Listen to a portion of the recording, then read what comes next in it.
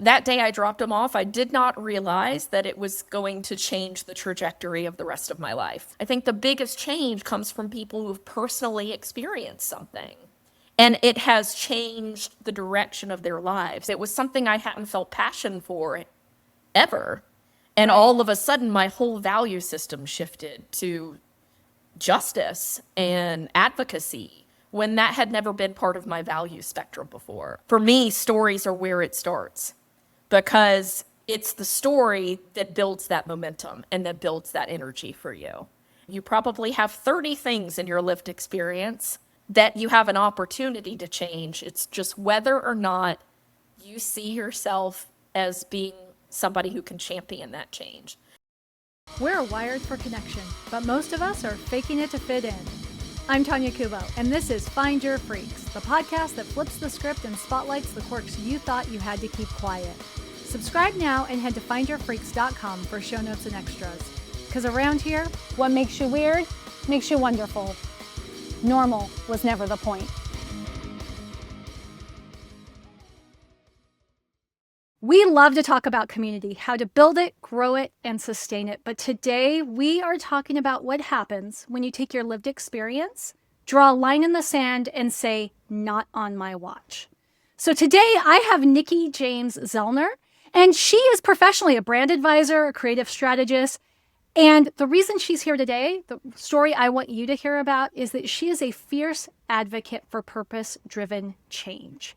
And so, Nikki, I am just going to have you jump right in and tell us, who are your freaks and why do you love them? So I have to shout out my freaks. They are on every neighborhood watch, I'm sure. They are in every town in America. They are most likely mothers, but they don't have to be. So I would say my freaks are certainly parent activists or community activists that have lived experience in something and decided to take that lived experience and use it for fuel to create bigger change, whether that's in their own neighborhoods, whether that was in their industry, or whether that's in their communities or the United States or the world as a whole. These are people who didn't set out to really become activists. They didn't set out to say, I'm going to study political science and go into the government and start a nonprofit organization. These are people who survived something that was likely traumatic or jolting to what they knew as the status quo. And they had to navigate systems, and they had to navigate red tape, and they had to navigate the way that people looked at them in public and say, this happened to me. I'm not going to let it happen to anybody else. Those are the people I love. Oh my gosh. So what I'm hearing, it's the people who show up at the school board meeting, the city council meeting, the ones who write the letters to the editor and are just bringing a voice to what they see that they don't think everybody else is quite understanding the gravity of the situation. Yes, that is correct.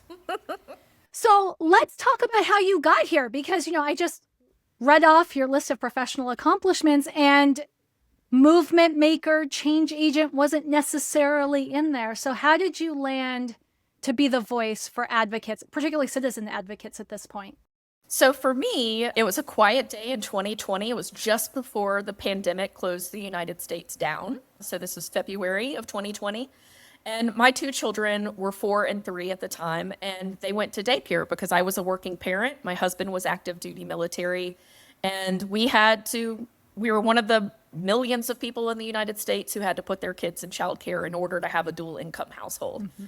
And that day I dropped them off, I did not realize that it was going to change the trajectory of the rest of my life. So I get a text at about 2 p.m. My kids had been there since about 7 that morning that said, there's been a gas leak, come pick up your kids. We've evacuated the building. And when I pull down that street, there's fire department, ambulances, police cars. Kids are not in the daycare structure anymore, but when you walk into where they were evacuated to, you just see hundreds of parents of about 80 kids, 6 weeks to 6 years old. And what it turned out to be was a carbon monoxide leak from a furnace that was faulty. It was a switch on the furnace that malfunctioned.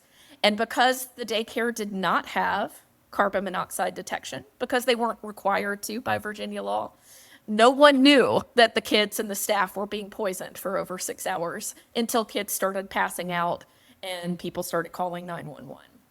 And so that was the day that everything changed for me. Instead of really being that freaked out parent and saying this is a fluke, I instead was asking questions before the lawyer shut everybody down. Them lawyers.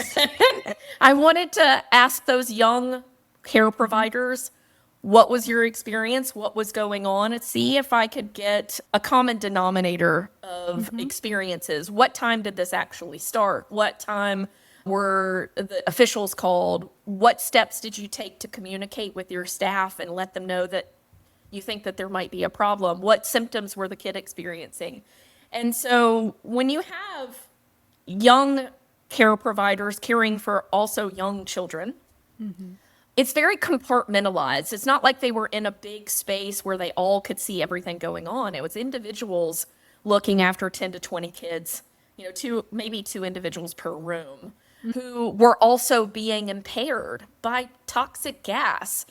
And so to me, there was certainly a couple of days there where I was in blame mode, right? Where I was, whose fault is this? Who's to blame for this? My kids could have died, etc. But then there was a point, and I have a journalism background in terms of I worked in community newspapers for close to 15, 20 years. Me too. Yeah, We'll compare notes another day. Exactly. So you kind of wear many hats. You know what to do when you get to the scene. And, you're the person who happens to be at the newspaper that they send out. So I was asking lots of questions to get data before everybody got shut down.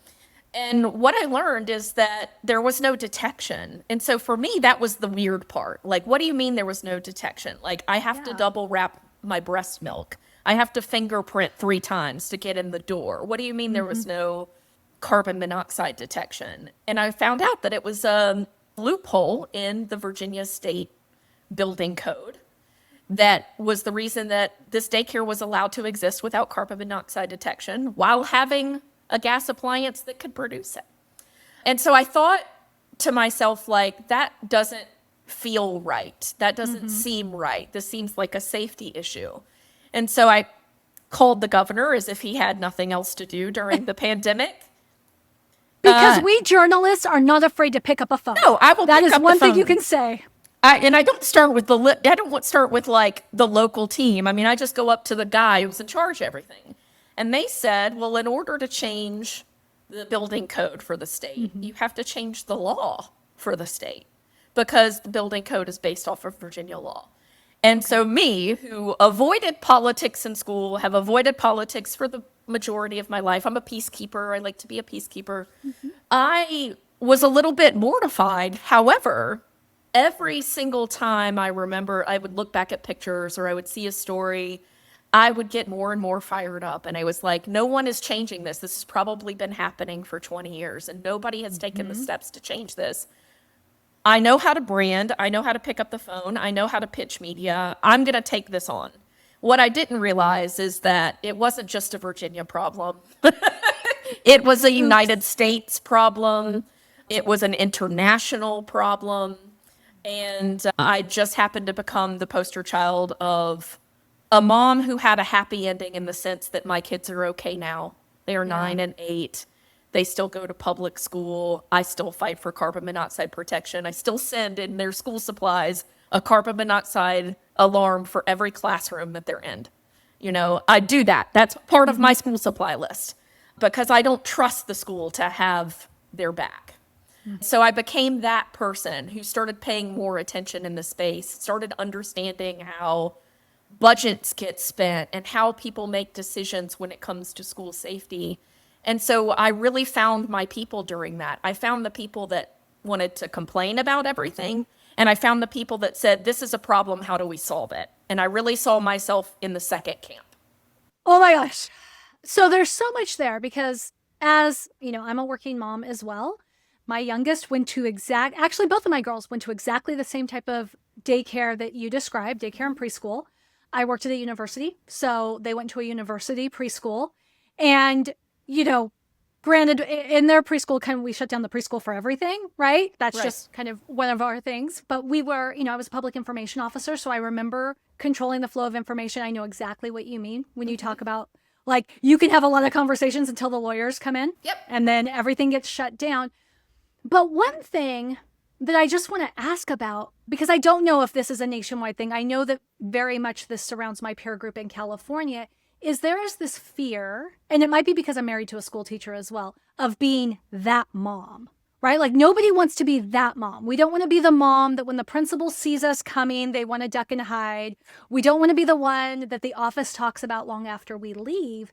And yet, everything you're telling me right now would not have happened or been possible without you being willing to be that mom. Yes, agreed. I'd like to say that there are 4 groups, right? There are really 4 groups of people in my change-making journey, and I'm writing a book about my experience because the question that I got asked the most was, how did you go create that change, right? You don't have, I don't have a college degree. I was just a mom. All of my business knowledge has been accumulated because of my roles in the business world. It did not come from a proper schooling education. It has come from real life on the streets, right? I like to say I'm street smart, not necessarily book smart. My husband had to explain to me all of the HVAC related things when it came to carbon monoxide so that I could truly understand it in order to explain it to somebody else. And so the more people were asking me, I have this thing that's important to me. What should my first step be? I started realizing I wasn't necessarily just the carbon monoxide lady. I was becoming the how do you create change lady when you see yourself as just this. Now, for some people, that's becoming that mom. In our world, we like to call it the Karens, right? The ones who complain about everything, go to every coffee store manager and say the kid next to me isn't drinking anything, he shouldn't be here. Those people. So I like to say there are 4 groups of people. When it comes to a problem that you could create change around, you're either a lapdog. You're not going to create change around that problem until somebody tells you to do it. Until it affects your paycheck, or until it affects, your boss is telling you to do this, or your parent or your neighbor is telling you to do this. You're not going to solve that problem in any way, shape, or form. You're just going to let that problem exist. You're going to know that problem exists. You're not going to expense any energy towards it, positive nor negative. You're just a lapdog, right? The second group is what I call the guard dogs. Your guard dogs are the people who post things that are important to them on social media, but they never actually get up and create change. They're sign this petition. What can we do about this guy that stands at the corner peddling for change? But they're not actually thinking about, okay, why is the guy on the corner peddling for change? Instead, they're more concerned with how does this make our city look? That there's a guy on the corner peddling for change, right? They want to get rid of the guy, not get rid of the problem.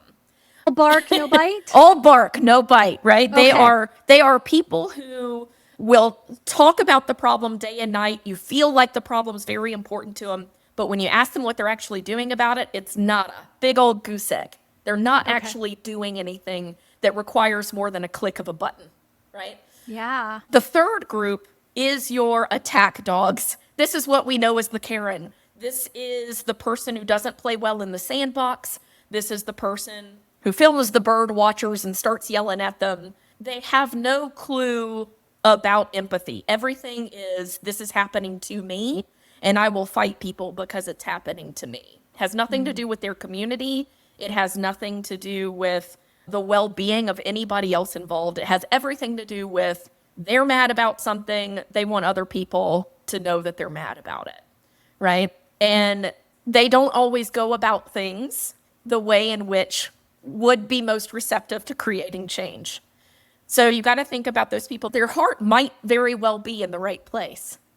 I can think about all of the directions I took during my carbon monoxide advocacy. And I can tell you now that if I would have taken the attack dog stance, I would not have gotten very far. Even though I had the story to go with it, I could not have created the change because nobody would talk to me. Right. So I had to come at it from group 4. And group 4 for me is like, these are my freaks. These are my people. They're the watchdogs. These are the people who see something wrong and want to understand the problem before they start throwing out all of the solutions to solve it. I could absolutely say, I want a carbon monoxide alarm in this building because my kids go here. But what I didn't understand is that this was a state problem, it was a national problem, and there were lots of nuances that I didn't understand yet because I hadn't had conversations with the right people to understand why that didn't exist. So there are systems and there are rules, and if you take the attack dog stance, you're not going to be invited to the table. And it's going to feel very much like you're constantly fighting a battle. But when you take a watchdog approach, when you can start asking questions and come at it from a place of, I'd like to understand your point of view. I'd like to understand why this doesn't exist yet, according to you, according to what problems you're needing to overcome to make that happen.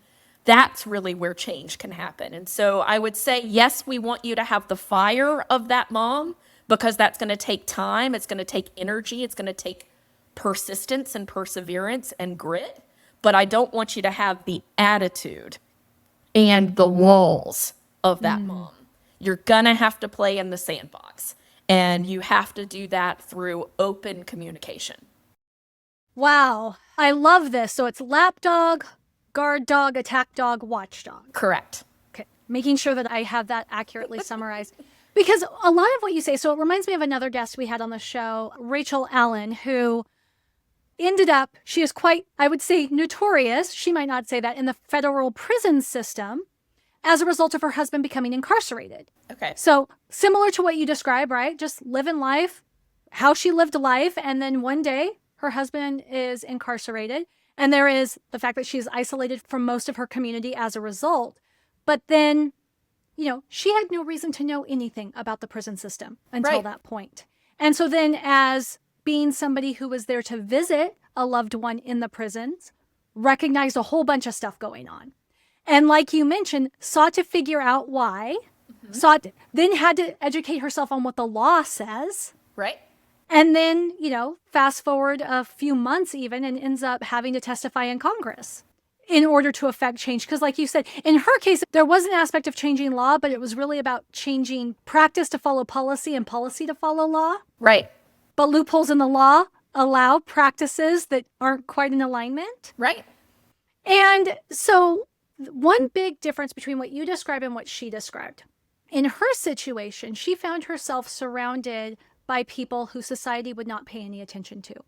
The other individuals in that visiting waiting room, right, are just people that society likes to bypass.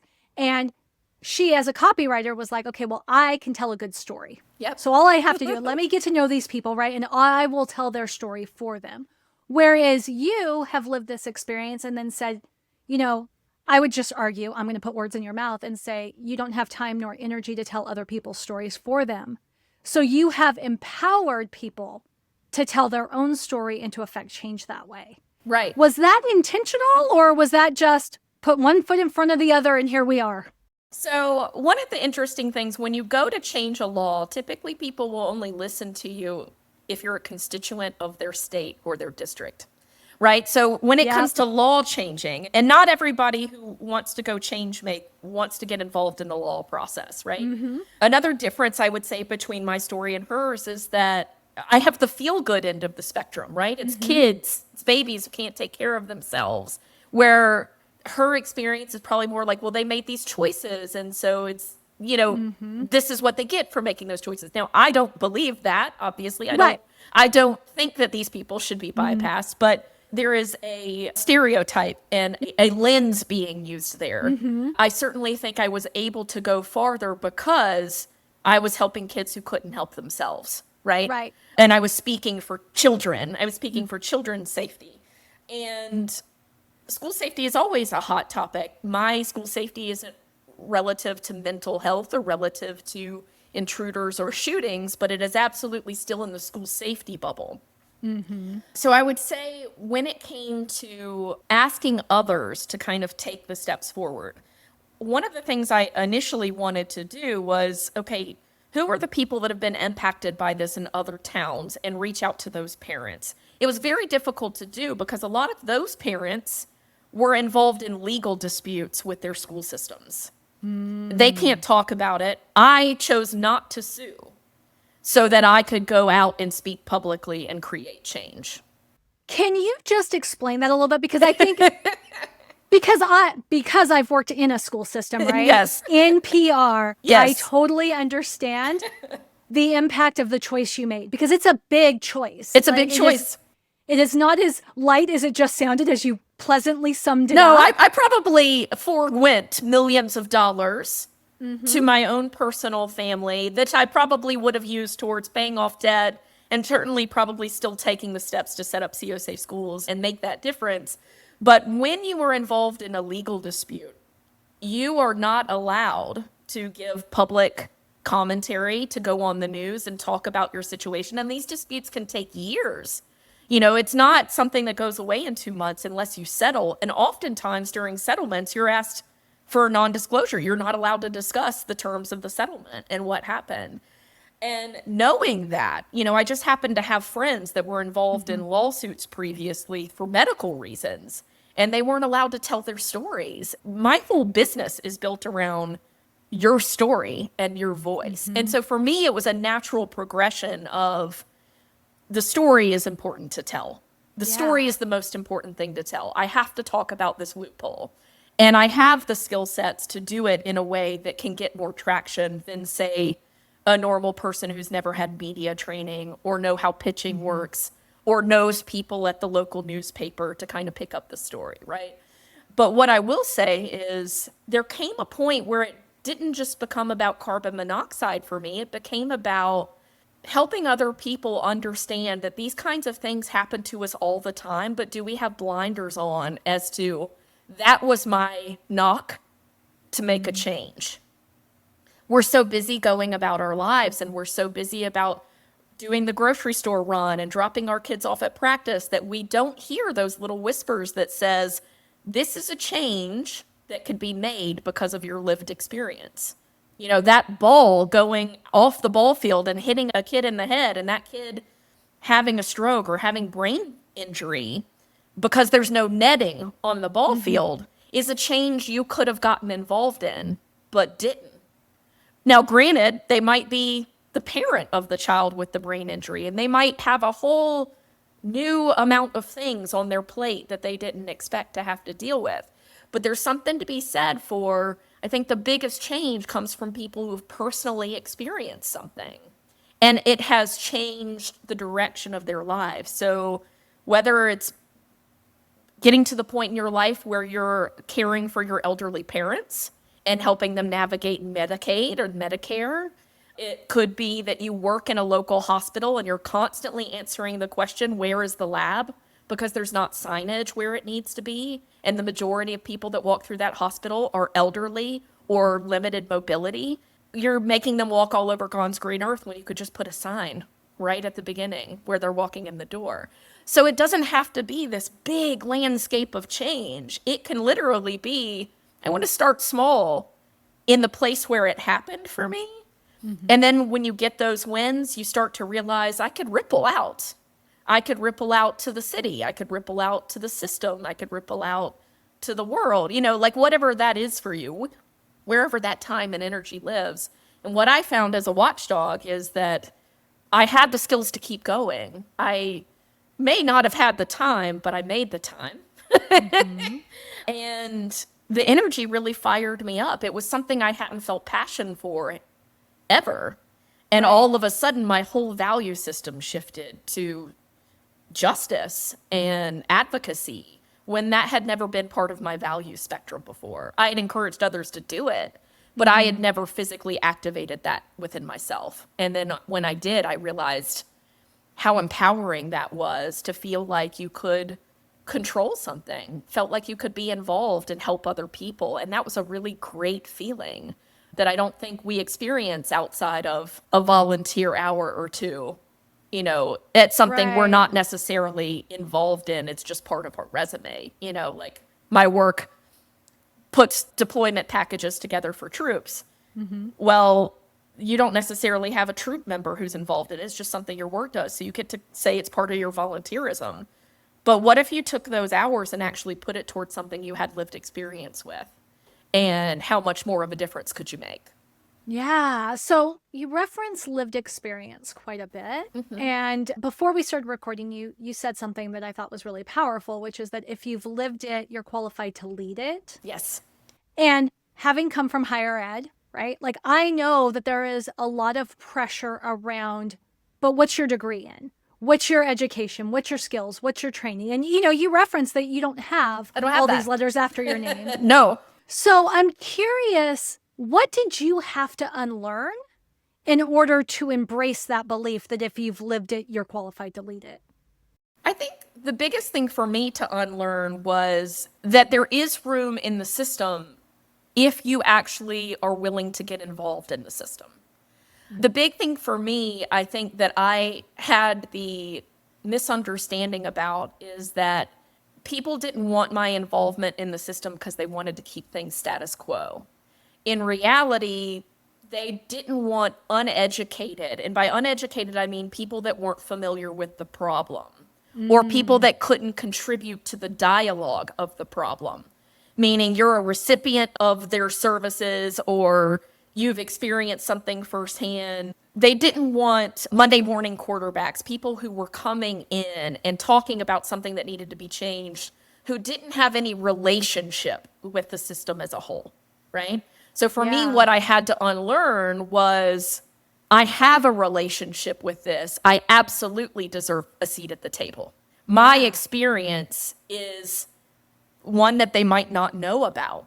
Now I've been invited to speak at the National Fire Protection Association in Las Vegas in front of 90,000 something fire marshals, right? Like it's crazy. So for me, the unlearning was there is a space for me. I need to respect the fact that there are processes that exist and that the work they do isn't meaningless and it isn't trying to keep me out. It's trying to protect that the steps that are taken are actually taken for the right reasons and not just because somebody comes in and says it should change. Why should it change? How long have they been involved in the process? How are they affected by the outcomes that are occurring of our current system? And I feel like that's where I really needed to unlearn something is I needed to share my perspective and understand where I fit in that. And Yeah. that to go in there and understand that my perspective isn't the only one. I can absolutely feel like I'm right and this needs to happen, but I also have to be open to the 360 view and that my little piece of the pie is this, and I was not yet aware of all of that. And I needed to understand how I fit within that. How do I navigate? And when I did that is where I could see where I actually wanted to create change instead of this big space, which seemed very overwhelming, the big carbon monoxide safety space. No, I want to focus here, daycares, schools, college campuses, and I want to focus on layman conversations. I do not want to focus on safety science and the technology and the you need a degree to come in and maintain. I want to be the person responsible for change in the space of the occupants, the people that are inside these buildings who don't know where they're protected and where they're not. And I want to be responsible for making sure that they are educated and aware on where they're safe, where they're not, and what to do when they experience these kinds of symptoms. That's where I can make the most impact. And so we're back again to this is what makes a watchdog different than an attack dog, different than a guard dog. And I think everybody listening already can understand where a lapdog is completely separate from the equation. Right. But I do feel like when a lot of people are thinking in their mind, they would confuse attack dog, guard dog, and watchdog. Yes, they would. And so one of the things that I was thinking about when you were describing kind of those four groups is that the attack dog and the guard dog are highly visible, but the watchdog makes an impact. Yes. There's an action behind it. Yeah. And so I was just wondering if you wouldn't mind kind of expanding on that from the community perspective, because so much of what you're talking about is really affecting change at the community level and then having that go higher, or in your case, having to go top down. Yes. Because it varies. What do you think happens when people or communities confuse that visibility with impact?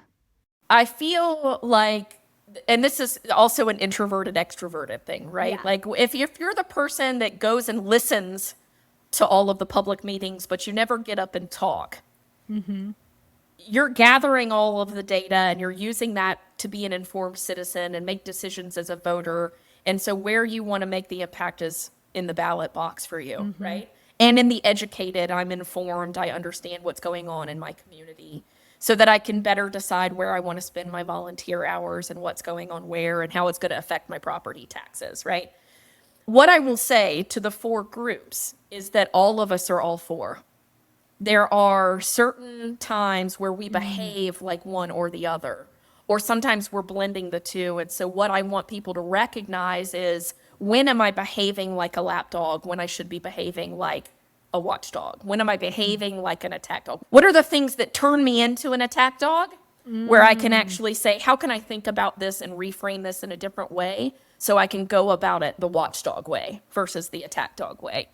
Road rage comes to mind, right? There's a certain point in which we behave differently than we normally would. If somebody's clicking a pin, I can become a little more testy than I can, right? The same thing is true with these groups and the visibility and the impact. So I would say, when you're looking at the community, and we'll just use the public meetings for an example, the guard dog is the person who's sitting in the meeting and never speaks. But they get back home and they say, this is what happened at tonight's meeting. I think you guys should do something about this. Here's the information. You're just spreading information. You're not empowering it. You're giving access to the information, but you're not taking any additional steps in any kind of way that's going to make a difference. You gathered the info, you're sharing the info, but you're not really doing anything else beyond that, right? So I would say, like, in the bar of action steps taken, you're pretty low on the bar of action steps taken. The attack dog is the person who goes to the meeting and they talk every single meeting. It doesn't matter what the topic is. They are the person who's known as the bulldog of the community. They see themselves as the gatekeepers of what's going on. They say, well, if nobody else is going to stand up and talk, well, I'm going to make sure that I use that time for public comments. And you're the one that you hope the mic goes out on, right? Like, please let there be a technological problem and the lady not be able to speak, or the man not be able to speak, or the human, beautiful human with the right intentions, but the wrong energy direction. And then the watchdog is the one who sat in the meeting, got up to the platform and said, this is my lived experience. This is the experience of my neighbor who can't be here because they're too old or they're too frail, who's also having this experience. This is the other person in the community I've talked to, and shares their stories and says, I would like to hold you guys all accountable because each person I named is in each person's district, not just my own. So that's the difference, right? It's not that you have to get up every time. It's that you can share kind of those impactful stories that really create change. For me, stories are where it starts, because it's the story that builds that momentum and that builds that energy for you. And the more you can get clear on, okay, what's that story actually? Did the story happen to just me? No, I was just the only one willing to talk about it because some people sued, right? Like, but the story is happening all over the United States. It's not just my story. So my goal is to get other people sharing, like, this is also happening. But I wanted to create the resource for you so that when it happens to you, you're not in the dark like I was. You now say, here's how I can write a letter to my local government. Here's how I can provide an audit to my school where my children go and find out what the risk is in their local school. So for me, I was creating things like resources so that people could have more informed conversations. And that has actually created change in communities I was not a part of, in Wisconsin, in Michigan. Somebody used it in Louisiana. So for me, like, that's where I get the feels, is when a mom says, I don't know what to do, and your resources helped me do that. It's not for monetary gain. It's just so that they wouldn't feel as alone as I did. And I know that when we don't feel competent in something, we don't speak on something. Yeah. At least for a majority of us. We don't want to look or feel stupid. And if there's any risk of that happening, we don't do it. And so what I really wanted is for you to not look or feel stupid when it came to carbon monoxide, so that that principal was the one who looked uninformed, not you. Oh my gosh. So I feel like you just drew a roadmap for the person listening who, as you're talking, is going, oh my gosh, there's this thing, right? Yes. But I don't know where to begin. You just gave them a roadmap of how to begin. And what I think is most powerful is the fact that you can actually be the most informed person in the room. Yes. Right? And that you have resources to help people with that. Now, I'm going to ask, are those resources available on your website? Do they have to wait for the book? How do they get access to those resources? So the book is what we're working on now, right? So on NikkiJamesZellner.com, there's a tab for the book, which is the Watchdog Way. It lets you take the Watchdog Way quiz to find out where you are currently with how you address problems. It lets you take a little magical quiz to say, am I a lap dog, a guard dog, an attack dog, or a watchdog? And then from there, you can actually start to understand, okay, what is that thing that I need to focus on? What is that one thing for me? For some people, it's many things. And what I tell people to focus on is focus on the thing that you truly will get fired up about. It causes you emotional stir, I would like to say. Not that you want to cry every time you talk about it, but it's something that's like, this is something I can set a boundary around and do healthily. I can do in a healthy way. If it's something that you haven't worked out with your therapist yet, please don't go try to attack it because you're not ready. You're not ready to do that deep work yet. Where I met your friend Gwen was through heroic public speaking, and she saw me still crying on stage talking about my kids being poisoned. That's how she met me, is I was doing my very first speech, learning how to do a keynote on my kids getting poisoned. And by the end of that training, it had turned into how to create change in your community and be a watchdog. It was really through that process of writing my stories down and saying, this isn't about me anymore. This is about other people and how they can do this. And so the book is going to come out in early 2026. It's called The Watchdog Way, how everyday people can take small steps to create big change in a world gone sideways. And it's really for those people who don't see themselves as activists. They don't see themselves going and starting a nonprofit. They might see themselves as a parent in a school line with a lot on their plate, but really wants to make a difference and is wondering, how do I spend my time and energy to do that in a way that is impactful in regards to something that is important to me? So maybe you're a child of a wheelchair user and you want other businesses to understand that you can only go to 10% of the businesses in your community because your child who uses a wheelchair can't get into the rest of them. Maybe that's your thing. Maybe your thing is, this is what type 2 diabetes looks like, or type 1 diabetes looks like in terms of access when something happens in the school system, right? So you never know what it is, but I guarantee you probably have 30 things in your lived experience that you have an opportunity to change. It's just whether or not you see yourself as being somebody who can champion that change. And my hope is that you can, because there is something in there. It's whether or not you want to take that next step to do it. Okay, so thank you for the explanation, because I do think it's important for the person who is just new to the idea that this is possible, Yes. that they have a path forward. But now, before we get to the end, I'm going to ask you to speak to somebody else. Okay. I'm going to ask you to speak to the person who is doing the work, and they are tired, right? They're in it.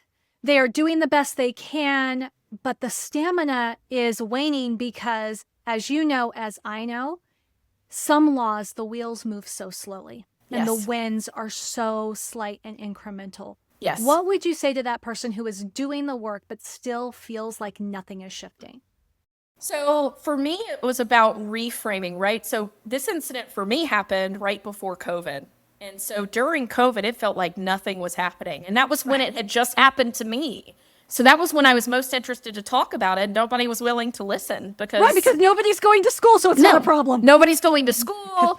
Nobody's going, law sessions and congressional hearings weren't happening, because everything was being pushed back. But what I would say is, having done that and having kept doing that, is for a lot of these people doing the work, a lot of times they're in the industry in which they're wanting to create the change, right? So they work for that nonprofit or they work for those things. So I would say in those instances, really lean on the resources available for healthy workplace culture, make sure you're taking care of yourself because you can't leave it. It's your paycheck. In my case, it wasn't my paycheck. It was my passion project. And so as somebody living with a chronic illness, I was already very in tune with my body of what do I need to listen to? How do I need to set boundaries around how I'm willing to move forward? What does a win look like? A win doesn't mean I completely let the rest of my life catch fire while I'm working on this.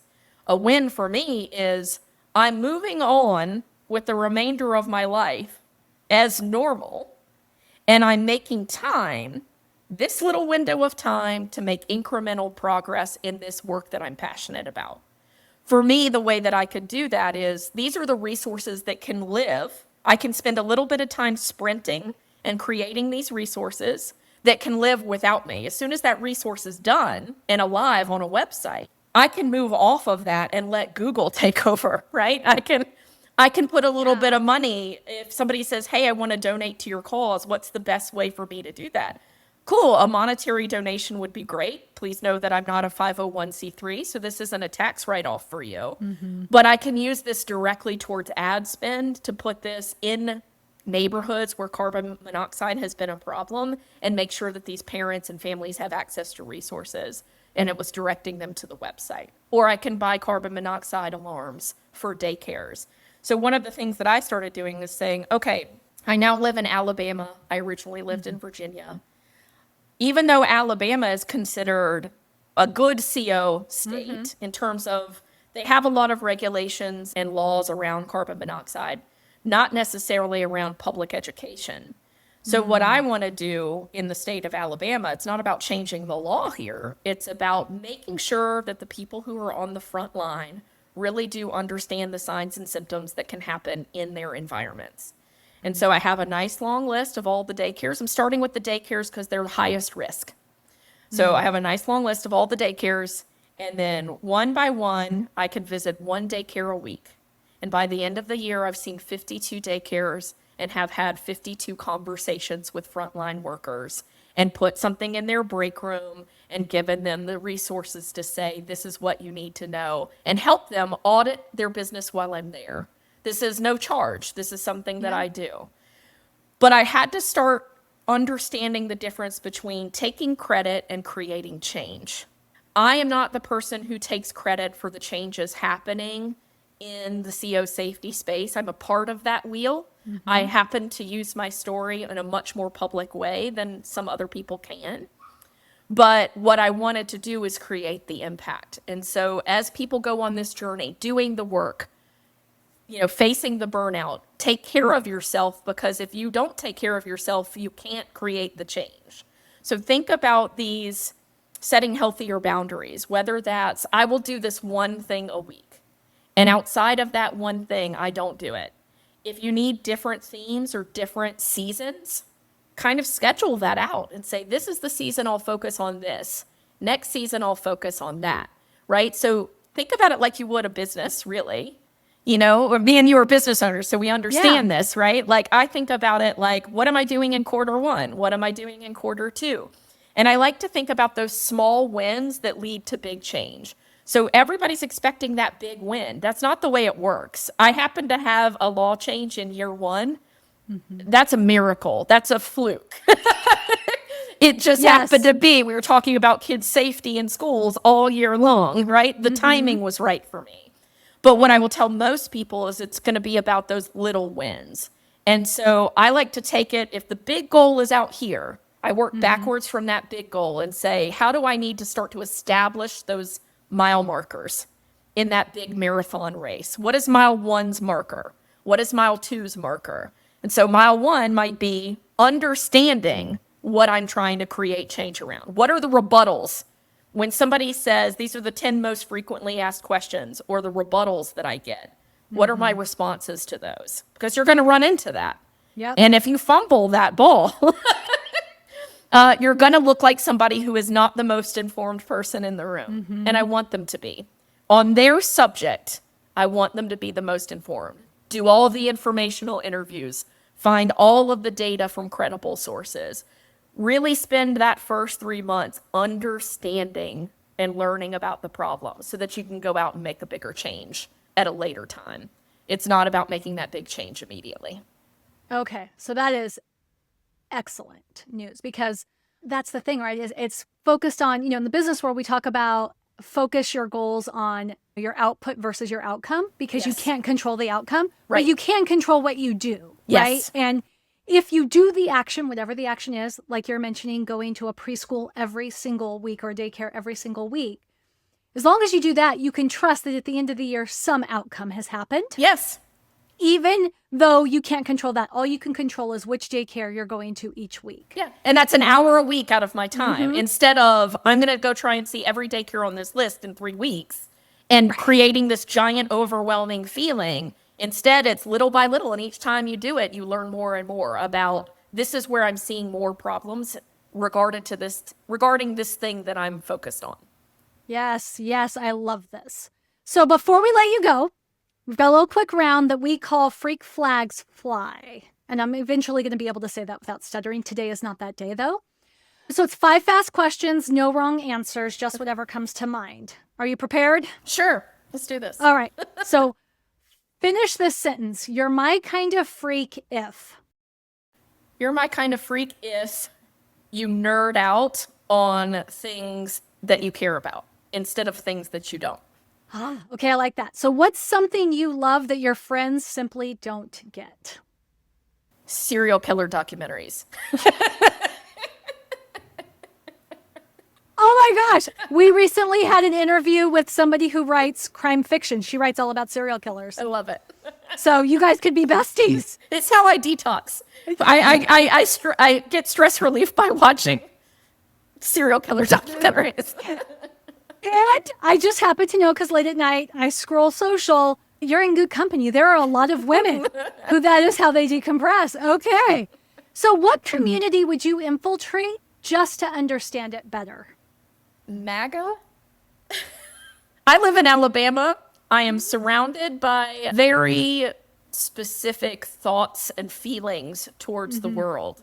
And I grew up traveling around the United States and have been ingrained in lots of conversations and communities. I have not yet understood. I don't yet understand the point of view that they're currently embracing. And I don't know that I would enjoy that process, but I would want to do it just to understand it a little bit more and understand outside of how the media is reporting it. Right. What is that frame of reference and frame of mind? What is that end goal?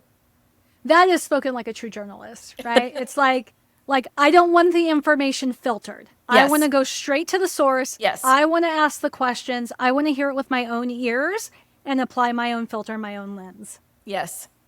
Okay, what tool, ritual, or practice helps you stay connected to your people? I mean, I would say every time a carbon monoxide incident occurs, it's always reported on formerly Twitter, also known as the X. And as much as I loathe the platform, it's absolutely where I can engage with journalists and make sure that they're reporting the story correctly instead of giving the public inaccurate information from the loving PIOs who have not yet told them the whole story. It's okay. There's nothing you could say about a PIO that I haven't heard personally. So we get it. Yep. We know the role we play on both Yes. sides. Okay, finally, before I let you go, what is someone doing freakishly good work who you think deserves a bigger stage? Oh, so I am a big fan of Dr. Amanda Crowell. She is the author of Great Work, and she has a podcast called the Great Work Podcast. And I used this book tremendously during finding out, like, what is my great work now, right? And so Dr. Amanda Crowell, she holds a PhD. She's based out of New Jersey. She's a fast talker and hand talker like me. I just really love how she just pushes you out of your comfort zone and says, what's really important for you to ship? Go ship it, right? Like, go focus on it and go do it. So I love people that empower you to do something that you might not have thought of previously. Those are my favorite people.